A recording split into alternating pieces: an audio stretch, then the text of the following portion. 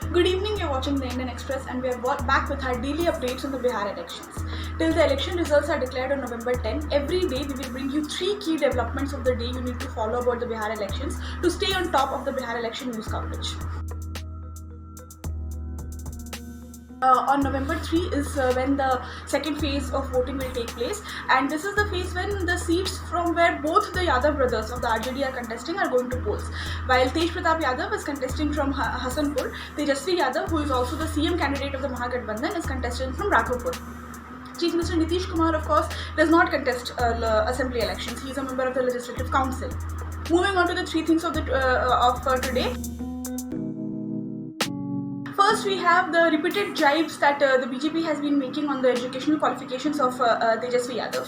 Ashwini Chaubey, BJP leader, said that somebody who had not even cleared class 10 and could not even spell cabinet is raising questions on Nitish Kumar, the Chief Minister, who is a qualified engineer. Then the BJP also mocked a tweet by Tejashwi Yadav in which he had misspelled Iron Man. Tejashwi was paying tributes to Sardar Vallabhbhai Patel and he had misspelled iron as Iran. And quoting that tweet, the BJP's Bihar handle posted that the question was whether Tejashwi's mind was actually in Iran or there was something lacking in his education qualifications. Not to be left behind, Tejashwi has been coming up with his own share of salvos on the JDU-BJP combined, and that is our second thing for you today. Tejashwi has been targeting the government over rising vegetable prices. The potato prices and onion prices are at an all-time high. The all India monthly average retail price of potato has touched almost ₹40 per kg, which is the highest in a decade.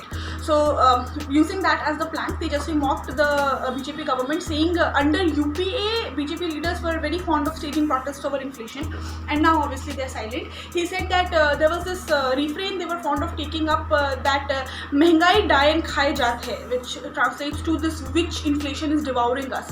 And now that witch महंगाई seems to have become that dayan seems to have become their bhaujai, which means sister-in-law. On Nitish, Tejashwi said that 60 scams worth ₹30,000 crore had taken place under Nitish Kumar's tenure as the Chief Minister of Bihar, and that PM Modi himself had counted 33 of these 60 scams when the BJP and the JDU were fighting separately in the 2015 assembly elections. Nitish, of course, has always positioned himself as the man who brought clean governance and good governance to Bihar. And Nitish's record and his prospects are the third thing for you today, which is the strange loneliness of Nitish Kumar. Our senior journalist Vandita Mishra is in Bihar, and she has reported the feel she got from the ground of what voters are feeling. And she says that this election has dealt 2 cruel ironies to Nitish Kumar.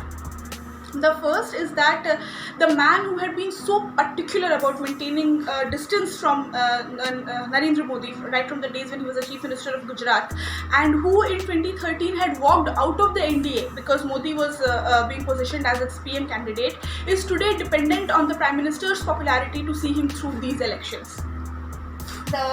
The second thing is that while Nitish had been the harbinger of change to Bihar, today he is being seen as an obstacle to that very change, that very growth, progress.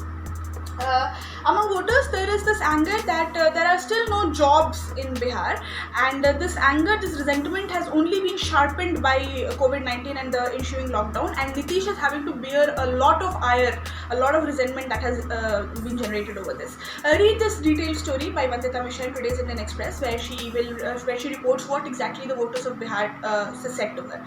This is all for today. Keep watching us. Tomorrow we'll be back with our daily 3 updates again.